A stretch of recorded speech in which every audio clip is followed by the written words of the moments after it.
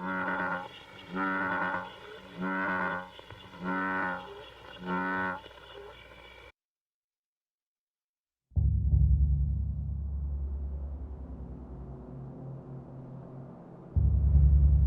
we began our migrations, we came up into this world from the world below. The Creator telling the people that there are certain places that you're to live and giving them signs of recognition to where these sites are to be found. The migrations began over probably a period of centuries, always looking for that place that was to be the center of our world.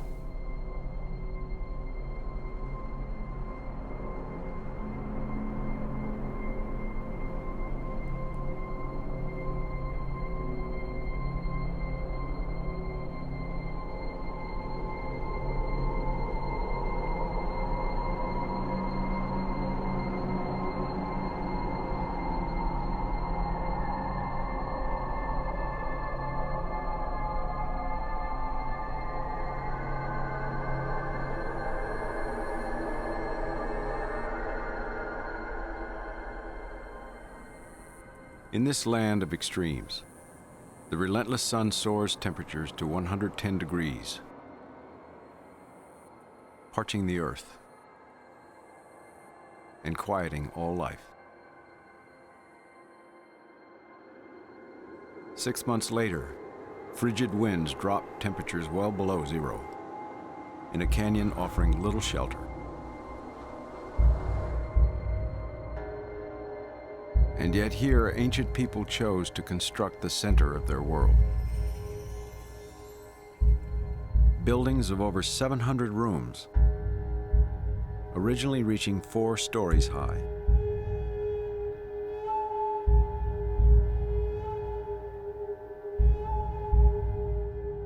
And on top of this tower of stone, they marked, with a dagger of light, their knowledge of the sky, a knowledge they would use to guide their construction of a center of cosmology, taking 250 years to complete. The place is a remote canyon in the American Southwest called Chaco. 1,000 years ago, the heart of an ancient Pueblo Indian civilization. These grand buildings have posed a profound mystery for over 100 years of archaeological studies. Why were they built here in this unforgiving place? What was the purpose of their dark, enclosed rooms? And of an arrow straight road to the north? And why, after building these majestic structures, did people deliberately seal them and leave? Recent discoveries reveal an intricate astronomical system here. Clues to Chaco have been held over the centuries in these walls and in the oral histories carried by the descendant people, the Pueblo Indians of today.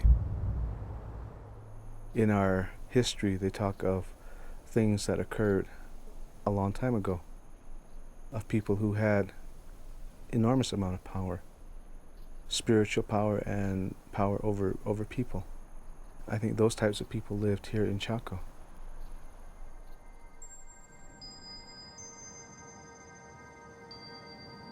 It's a mystery what attracted people to this spare land.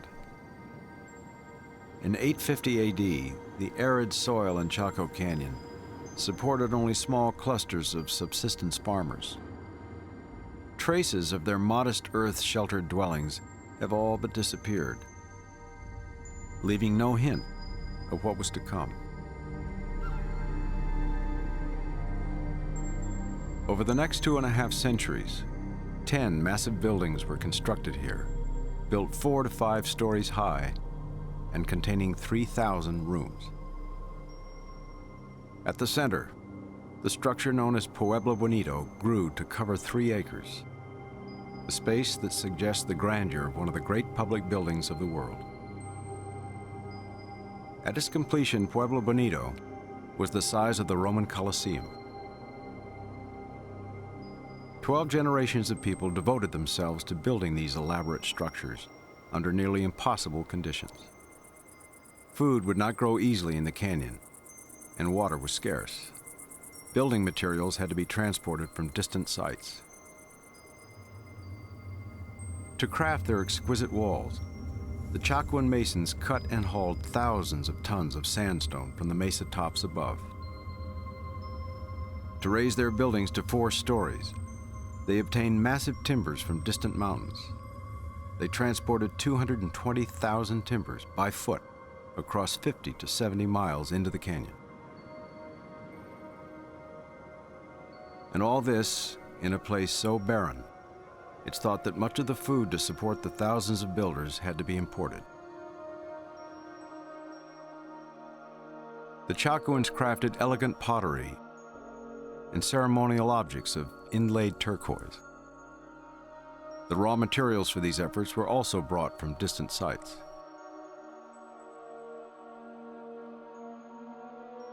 In these challenging conditions, the Chacoan culture flourished across a vast region.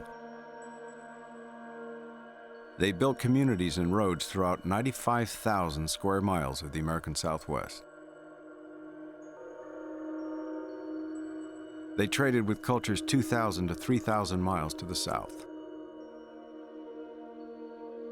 Objects of Mesoamerican origin, including parrots and plumed serpents, were found in the buildings of Chaco.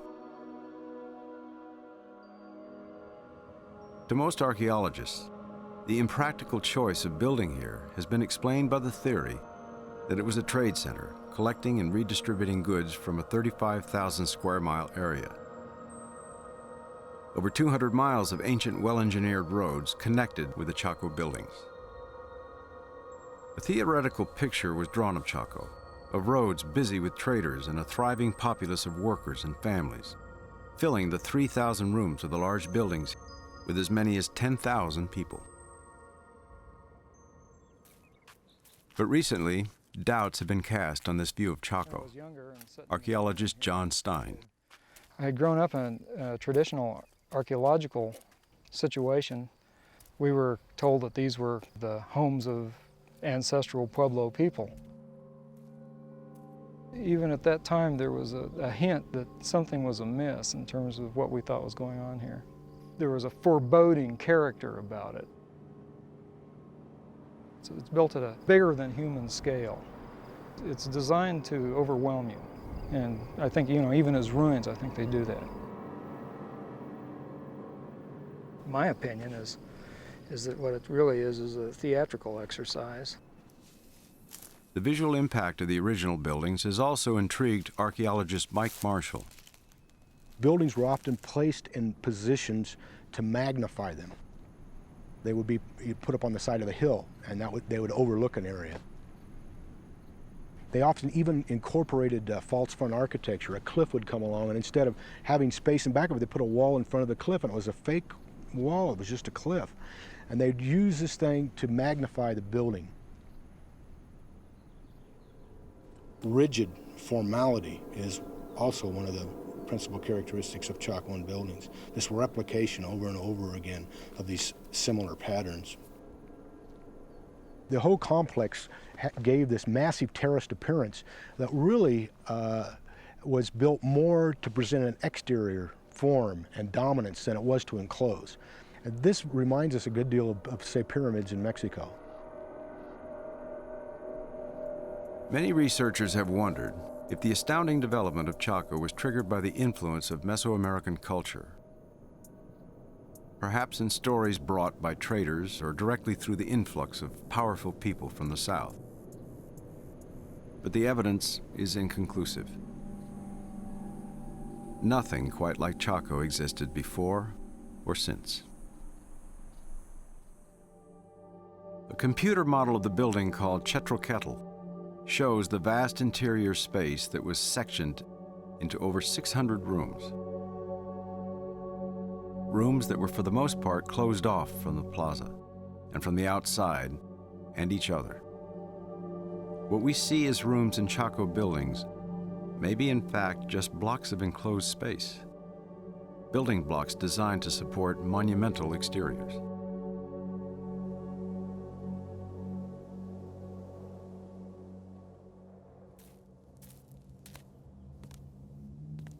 Their rooms are way down inside these things. The access to them would be terrible.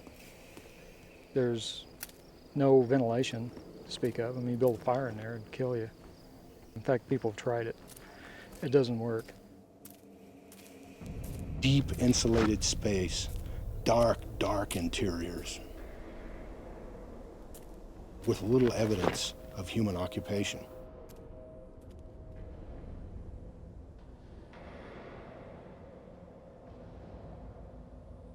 Excavations have revealed very few hearths in the buildings, and only a few hundred burials were ever found in the whole canyon. And the large mounds near the buildings, once assumed to hold household refuse, are now yielding another surprise. Probably people were not living in the building. Geologist Rich Friedman has studied these mounds using infrared aerial photography. In infrared images, areas that have a high concentration of organic material appear dark. And the mound, you can see it's actually lighter. The soil or the dirt there is a different composition, and what I derive from that is that it does not have the same charcoal content and organic content, which means that it's not household refuse. Obviously, there was not as much cooking activity going on in this larger building, and in order to survive, the inhabitants would have had to have cooked. If those buildings were lived in continuously, you would expect a trash mound out in front that would be approximately twice the size of the building itself.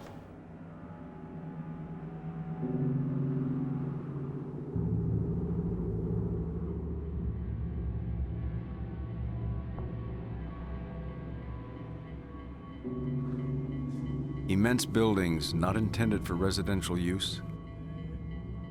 What could have been their purpose here in this barren canyon? The Chacoans had no written language, and therefore no written record was left to offer clues. Well, we don't have codices, we don't have tablets and books. There is a language in the architecture. There is a language in the roads and in the light markings, and it's an opening for us to understand the minds of the people here. Anna Sofer has studied Chaco Canyon since 1977. It was in that year that she made a discovery revealing a profound knowledge at work here. Her career as an artist had led her to an interest in ancient rock art. She came here with a group of volunteers to record rock carvings on the canyon walls. During a climb to the top of Fajada Butte, she found, behind 3 great slabs of sandstone, a large spiral carving. She came to it just as a dagger of sunlight pierced its center. If I had come 3 minutes later, it wouldn't have had that strength of image. And it was so vivid. And it was just a week from solstice and very close to noon. So I figured it had to be marking the highest point of the sun both in the year and the day. The light marking is created by rays of the sun channeled through the openings between the rocks. Returning to the site many times, Anna recorded the play of light between the slabs and the spiral. She found that the rocks in the art brilliantly captured the sun cycle. This could be no accident. The equinox days, midpoints in the sun's year, are also marked by incorporating a smaller spiral. At these times, once in spring and once in fall, a second dagger appears to pierce the smaller spiral. And in the dead of winter, on the shortest day of the year, 2 daggers descend to perfectly bracket the spiral. This calendar is unique. No other ancient astronomers are known to have devised such a complex timepiece of shadow and light.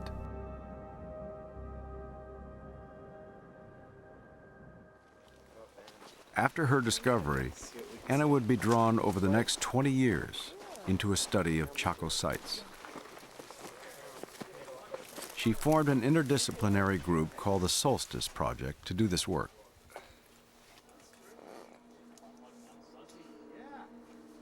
They they would find that the marking of specific moments in the sun cycle was obsessively repeated on the butte.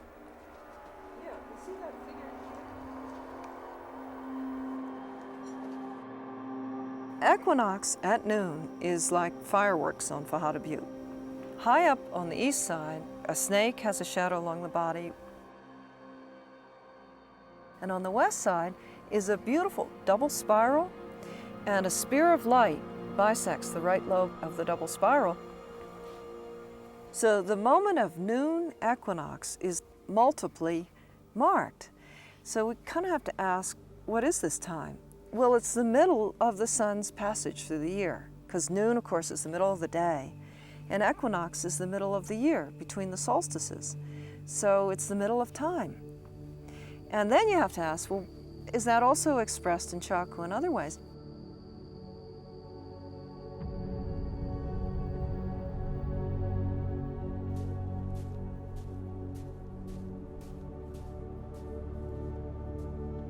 I wondered if this fascination by the Chacoans with the sun was also expressed in their buildings. And I found one clue in a petroglyph on Fajada Butte. It was so small it nearly escaped my notice, but very near the Sundagger site, this petroglyph showed the half circle of Pueblo Bonito, and with an arrow along the midwall of the building, pointing to the south and to the above, to the sun just at noon, where we had seen it marked on Fajada. A Hopi man told me that that small petroglyph was more important than the building itself. And I began to wonder if Bonito was built as a symbol in relationship to the sun. I decided that we should survey these walls and the prominent walls of all the Chaco buildings. Philip Tualitz Tiwa is a Hopi Indian. As Deputy Director of the National Geodetic Survey, he joined the Solstice Project team after hearing Anna speak about the possibility of an astronomical significance in the Chacoan buildings. My business was making precise surveys. I wanted to help prove or disprove, if possible, some of the findings that they had found. If what she was proposing was true, then I thought this was incredibly important. And that goes back to the value it has to Indian people that their ancestors were scientists. They were close observers of nature, and this happened 1,000 or almost 1,000 years ago. With the expert help of the National Geodetic Survey, the team is able to determine exact orientation of the buildings. The 14 largest Chacoan buildings will be surveyed. 4 outside the canyon, up to 65 miles distant. 5 located in or near the 8-mile-long canyon. And 5 others in a central complex near Pueblo Bonito. At Pueblo Bonito, the survey reveals that the 2 long straight walls are exactly north-south and east-west, directions that have a special connection with the sun. As the morning sun arcs over the building, the shadow of the midwall recedes until just at noon, when it disappears.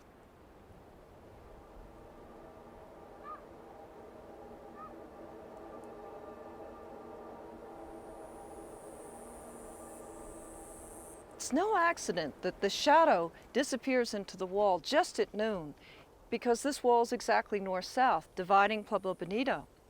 And when we see the petroglyph on Fajada Butte, where it's representing the building and this wall as the shaft of the arrow, we see that that arrow is pointing to the sun just in the middle of its journey each day.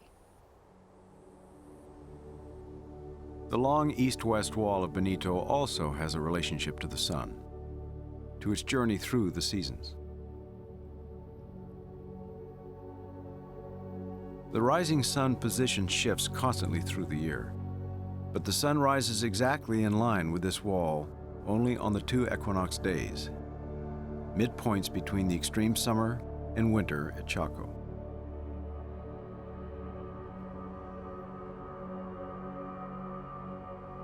And only on these days the sun sets along this wall.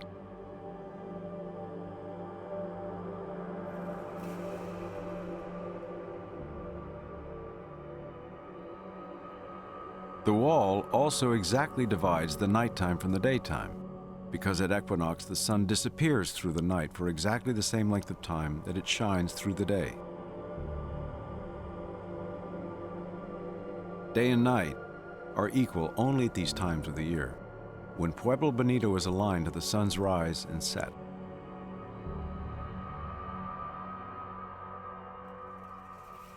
Through the spring and summer months, the sun rises and sets north of this wall, the furthest north at summer solstice. And through the fall and winter months, it rises south of this wall, furthest south at winter solstice. Pueblo Bonito's east-west wall exactly divides the seasons of the year and the day from the night, just the way its mid-wall divides the day's time, morning from afternoon. The fact that these mammoth buildings were also engineered, it would appear, and designed to incorporate those cycles was so striking. Like the small markings on Fajada, Pueblo Bonito was marking on a large scale the middle of time. At the center of Chaco Canyon, the middle place of their culture. And we were soon to find that the Chacoan architects had used these same midpoints of the sun to guide their planning for the whole central complex. In addition to Pueblo Bonito, 3 other buildings displayed a similar relationship to the sun: Ungopavi, Cincletzin, and Pueblo Alto. And the team went on to find that 4 buildings are also positioned in a larger pattern on lines to the sun. All are aligned to the sun at noon and equinox. Standing here in the center of Pueblo Bonito, on the first day of fall or the first day of spring, the sun would be rising directly in line with the center of Chetrecatl. We find that if you follow the line of one building to the sun, you come to another building. The same thing we discovered at Pueblo Alto. Here at the highest of the Chaco buildings, like the mid-wall of Pueblo Bonito, the sidewalls are aligned to the noon sun. Sighting along these walls, you come to another solar-aligned building, Cincletzin, across the canyon.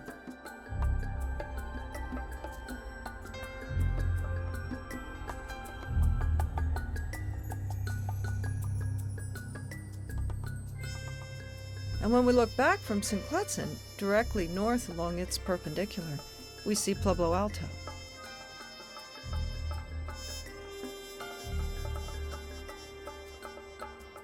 The noon sun alignment that connects Cincletzin and Pueblo Alto precisely bisects the space between Chetrecatl and Pueblo Bonito.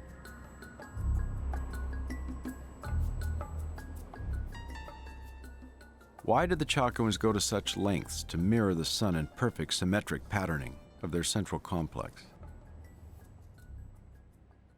As these people would view the heavens, there was an order of things up there. What you had here, of course, contrasted to that. Some years it was too dry, too hot, too windy, too cold.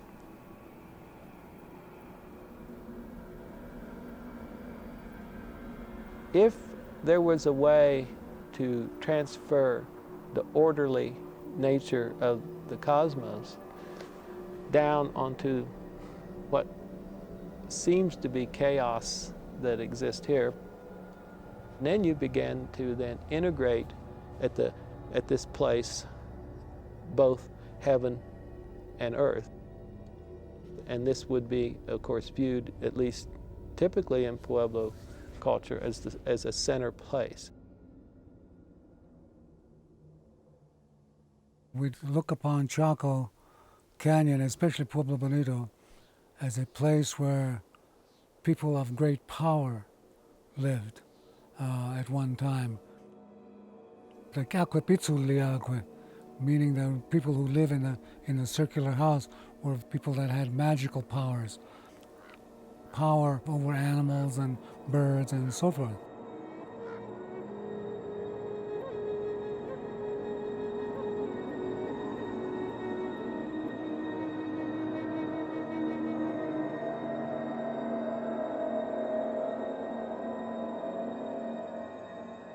The knowledge held at Chaco had a profound influence over the region. Though relatively few people lived here, there is evidence that huge numbers came to the canyon to erect the buildings and to participate in ceremonies. Insight into these ceremonies may rest here, on the mesa above Pueblo Bonito, in this very large mound. As predicted by the infrared imaging, there's no evidence of household refuse.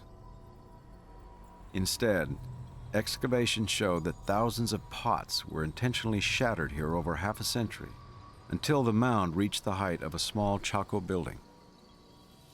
In Pueblo tradition, the deliberate breaking of a pot is an offering. In the process of destroying an object, whether it be pottery, basket, or clothing or whatever, you send it into the afterworld because you make it unusable for the living. And so they were both for gifts to the dead and gifts for purification, that pottery was broken.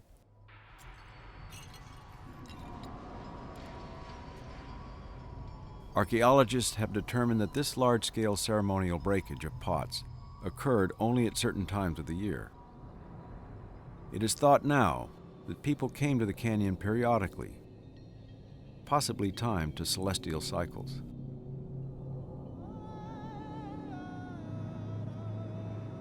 Some people would have come as far as 200 miles from their outlying communities, crossing vast stretches of barren land. Coming upon the canyon, they would have seen within it the towering structures and entered the dark enclosures of their great stone walls.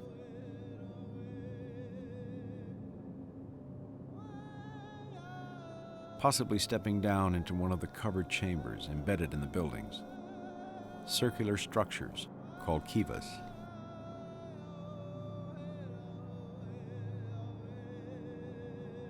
For centuries, kivas have been the centers of ceremonial life of the Pueblo people, where, continuing to this day, complex rituals occur, ordered and timed to the solar cycle.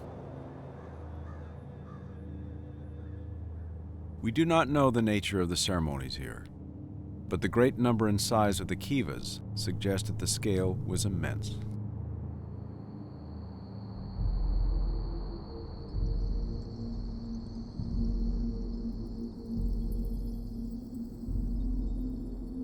There are 15 great kivas, and each of these could hold over 400 people. There are over 100 small kivas, and in each of these 50 to 100 people could gather. Many thousands of people may have worshipped here at a time. Here at the great kiva Casa Rinconada, every feature is organized in relationship to the sky. The south doorway is to the sun at noon. The north doorway is to the North Star. The large timbers supporting the roof are located north-south and east-west of each other. The building was originally covered with a massive roof of wood beams and soil.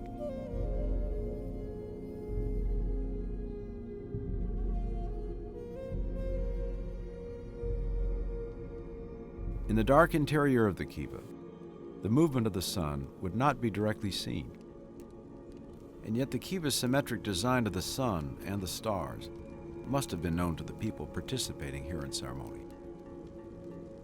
While its alignments are symbolically directed to the invisible sun above, its round, insulating walls contain a darkness connecting with the earth. The structure embeds relationships to the motions of the sky and to the earth that people inside the kiva must have held in their minds.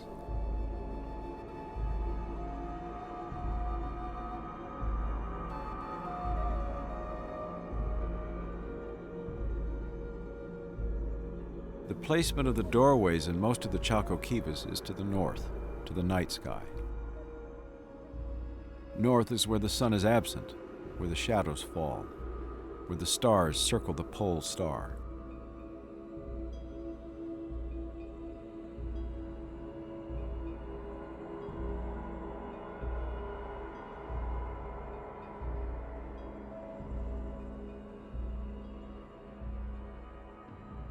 Clearly, the Chacoans commemorated the sun with great care in their architecture.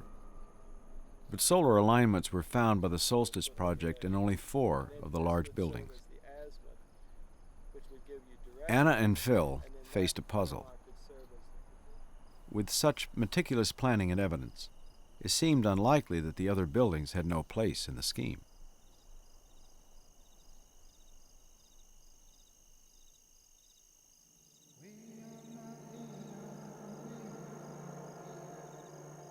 The moon in Chaco is vivid and bright. And like the sun, its shadows and positions on the horizon could be observed over the years. These people would have been as aware of the night heavens as they would have been the cycle of the sun. If you align a building to some aspect of the sun, why wouldn't you, if you have knowledge of the lunar cycle, why wouldn't you orient that to some aspect of the moon? But the moon is more elusive. The Hopi call it the foolish man who runs around with no home. Today, very few people are aware of the moon's long, complex cycle. There are the monthly phase changes, and like the sun, the rising and setting positions of the moon are constantly shifting on the horizon, from north to south. Only observers carefully tracking the moon over many years would experience its complete cycle.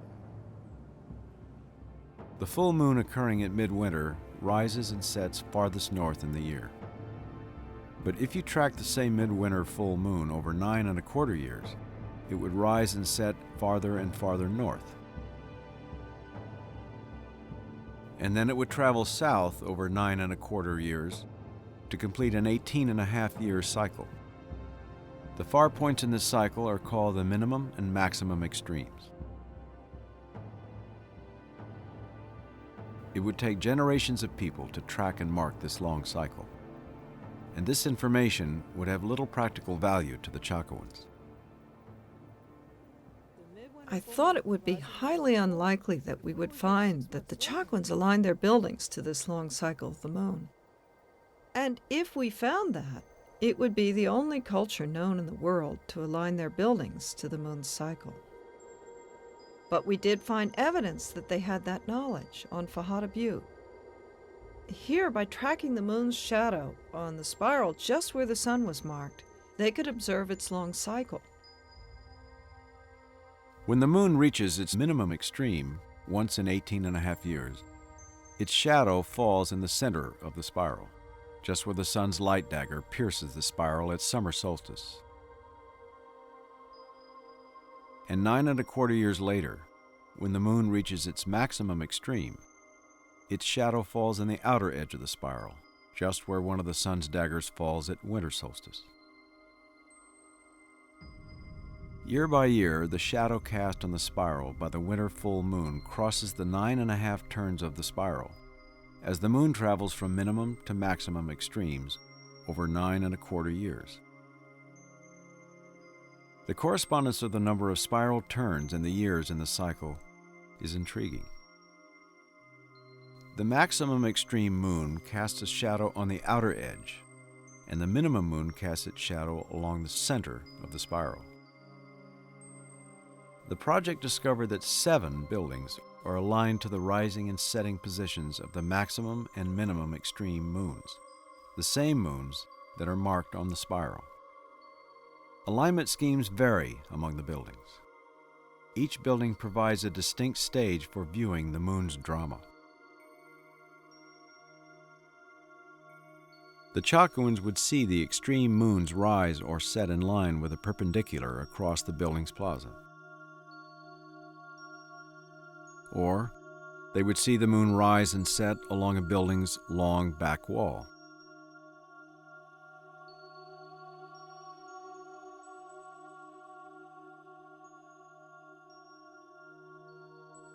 Pueblo Pintado is located 15 miles from the canyon. According to the survey, the winter full moon will rise in alignment with its long wall once in 18.5 years.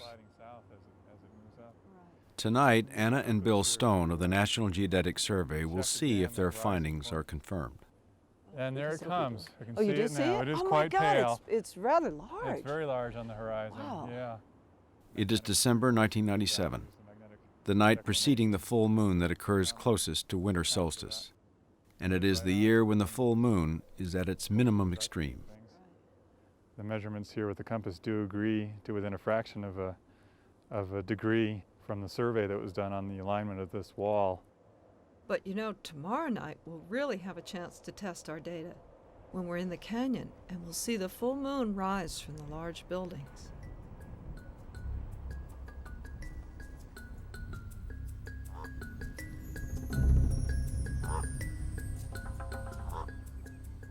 On the following day, Connie Garcia of Acoma Pueblo has come to the canyon to observe the full moon with Anna. You thinking you're talking about my class? About a half hour after the sun sets, we'll see that moon rise right along that wall, right about here. We'll see it rising up. The team will document the moon's rise with time-lapse photography.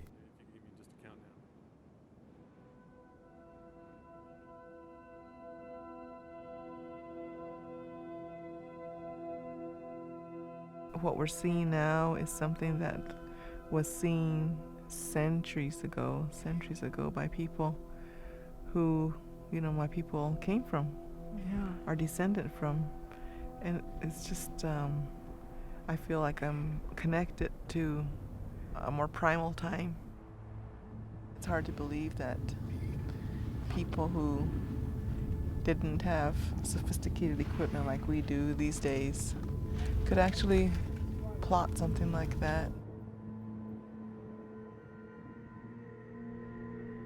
Only after generations of study and surveying of the moon could the Chacoans align their massive buildings so perfectly to its extreme positions.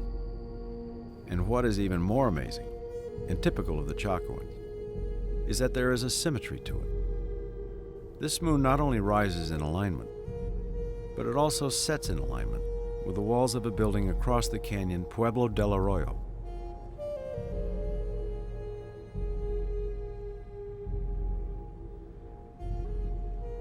And 6 months later, the Chacoans would see the midsummer full moon rise in the doorways of Del Arroyo and in line with its prominent walls.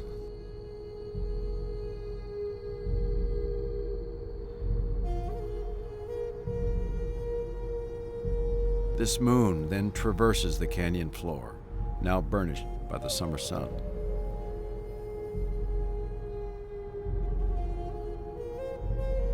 It fills the plaza of Pueblo Bonito with its light.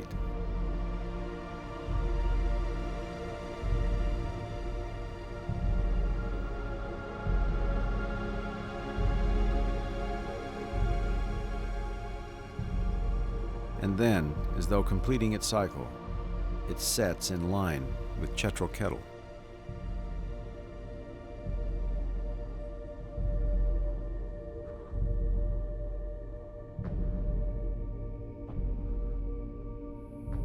This is where things seemed really extravagant, because here I realized if I followed the line of this back wall of Chetroketal to the moon, I'd be going across 12 miles and through a mesa that blocked the view.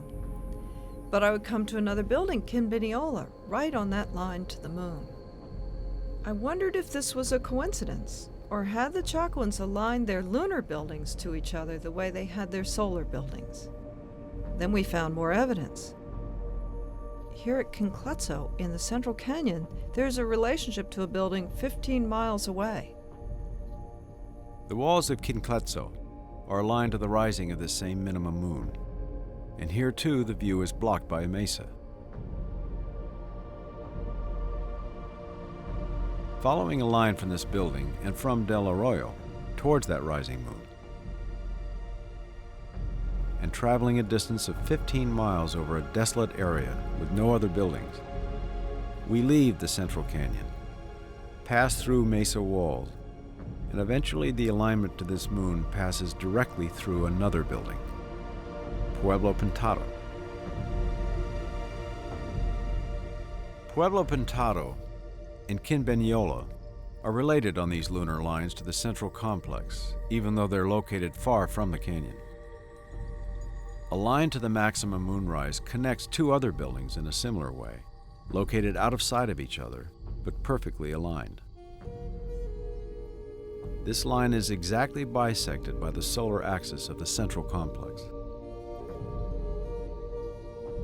From no one building, and at no one time, would a person see this pattern. It's as though this intricate symmetry of relationships to the sky and the earth was drawn on the landscape, but only to be held in the minds of the people. What's so striking, I think, in Chaco is it's the intuition working with the natural environment, but there's such intelligence at the same time and such planning. 12 generations of people dedicated themselves to achieving this abstract pattern. It's as though the pattern itself had such intrinsic value to them that, without writing, in itself it had the power to direct their activities over 250 years. We've never found an architect's plan of any sort, nor do we need to. If in the oral tradition, and I'm guessing in the ceremonial, literally in the spiritual ceremonial systems, there was the inherent instruction on how to lay out according to cosmological requirements. You don't have to write that.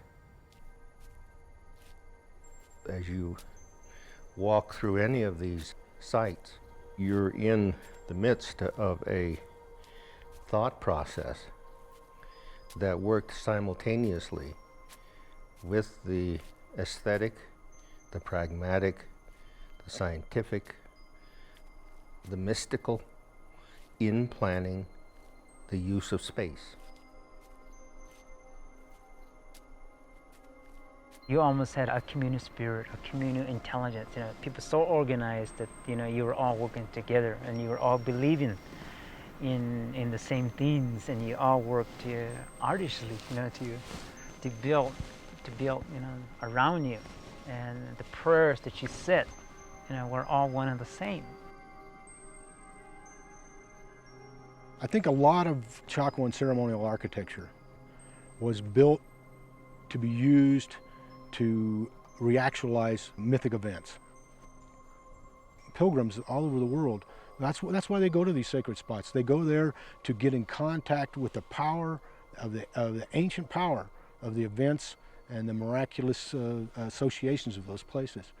And so, in many cases, Chacoan structures were built for the purpose of being able to use those roads, buildings, and sacred places to get in touch with ancient mythic events.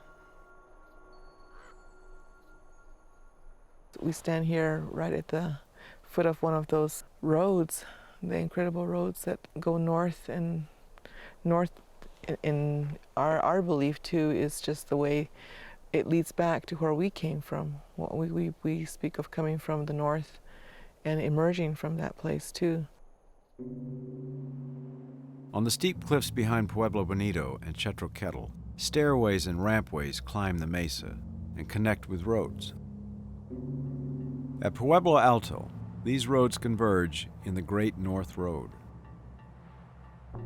The Chacoan roads, seen here as depressions in the landscape, are consistently 30 feet wide as our modern two-lane roads, and remarkably straight for great distances.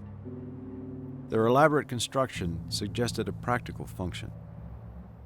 What struck us from the beginning of our study of the North Road is that it is overbuilt and underused. There are no communities along this road, and there are no resources. And that orientation along a essentially north axis has no logical reason. There's no endpoint. There's no major buildings at the end of that road. And as a result of that, a number of us came to the conclusion that the road itself was a directional corridor, that it was constructed, the intent of the construction of the road was to build it to the north. The North Road is best seen from the air. To retrace the route of this astronomically aligned road, Anna enlisted the help of Adriel Heisey, an ultralight pilot and noted photographer.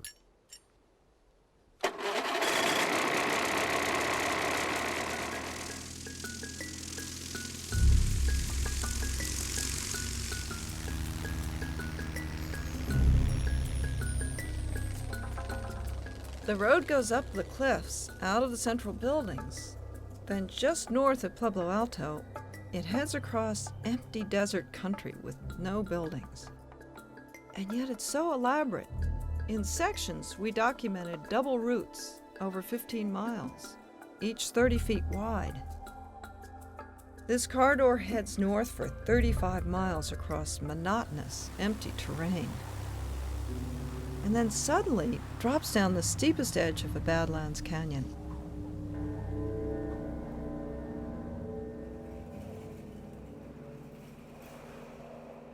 When we explored the slope where the road drops, we found the remains of an old stairway and many fragments of broken pots, as though people might be commemorating the end of this road to the north through a ceremonial breakage of pots.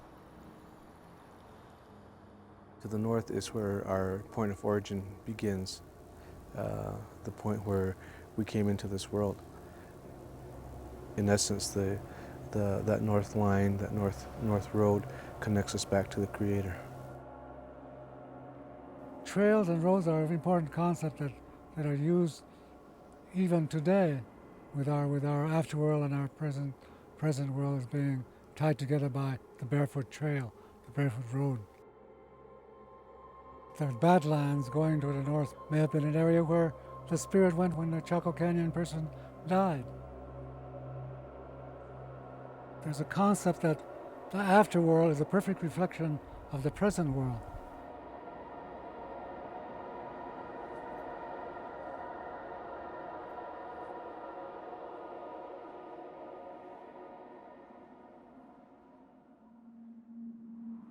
For the Chacoans, could the North Road have been a connection of the world below with the above?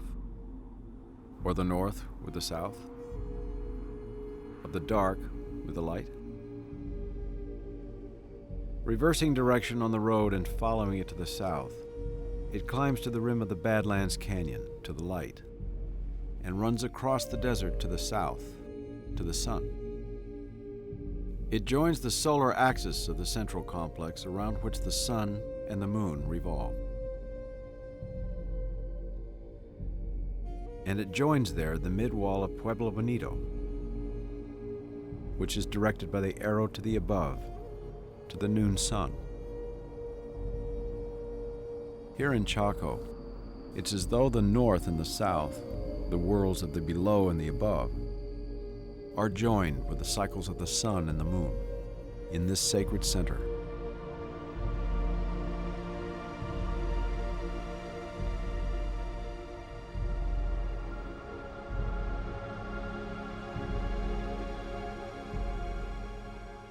I find it fascinating that people came to this place because the land was so compelling and because the formations of the sun and the moon just drew them into such a fantastic order of themselves in relationship to the universe.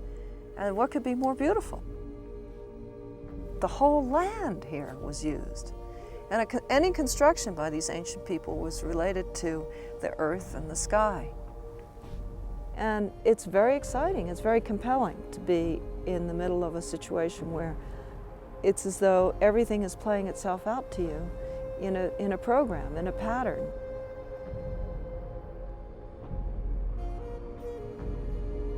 We may never know if the Chacoans completed their astronomical pattern. These enigmatic buildings will always hold secrets to themselves, including reasons why people left. Severe droughts occurred in the region in the early 12th century. Archaeologists speculate that famine may have further stressed an already tenuous social hierarchy. perhaps even leading to violent disruptions. And there may have been changes in the Chacoan religious beliefs. Pueblo people hold their history of Chaco's ending. Here at Chaco, they were very, very powerful people who had a lot of spiritual power. And these people probably used their power in ways that caused things to change. And that may have been one of the reasons why the migrations were set to start again, is because these people were causing changes that were never meant to occur. After 2.5 centuries, the Chacoans ceased construction. The buildings were carefully sealed. People began to move out. People sealed up doorways, broke manos and matares as part of the ceremony of going away. Clans moving out. Clan increased, dividing and splitting and moving to different areas. Before the Chacoans left the canyon, they also burned most of the kivas in the large buildings. The intense heat left these burn marks on the walls. Kivas would burn only if their massive roofs were removed. The effort required to dismantle these structures was almost equal to the enormous effort of building them in the first place.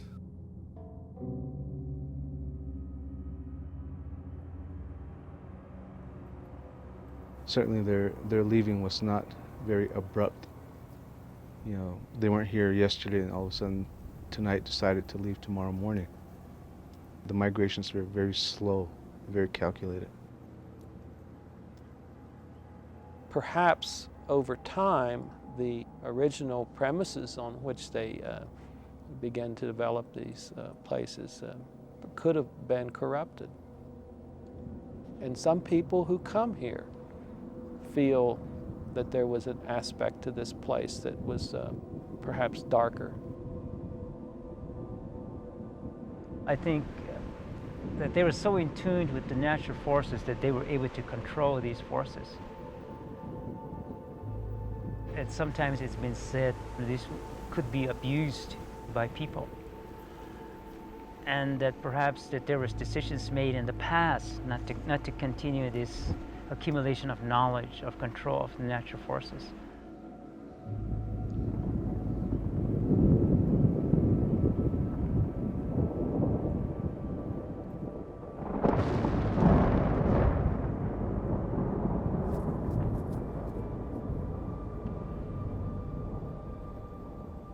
Something like a place like this, everything goes back to the Mother Earth. The houses that you build, you know, the massive stone walls that you construct, everything is meant to fall down and go back to the Mother Earth. Should be left as it is, and this is all just part of the natural way of life. There's some things in our migration histories that we don't understand. But I think some of those things were never meant to be understood. They served a purpose when they were needed. And now that that purpose is, or that need is no longer there, it's no longer necessary to repeat that portion of that story.